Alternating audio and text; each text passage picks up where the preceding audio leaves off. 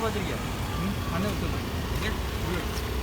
இல்லை இங்கே இந்த கோட்டார் இருக்குல்ல வடீஸ்வரத்தில் ஒரு புல்லட் வச்சு தெரியுமா? அப்போ நீங்கள் திரும்பி தெரியல. அதான் அவங்ககிட்ட சண்டை போட்டுருக்கேன். நான் அதுவும் புரியல எனக்கு என்ன நடக்குது. நான் தான் தப்பு ஏம்பளன்னு சொல்கிறேன். அவங்க அது இன்னும் தெரியல.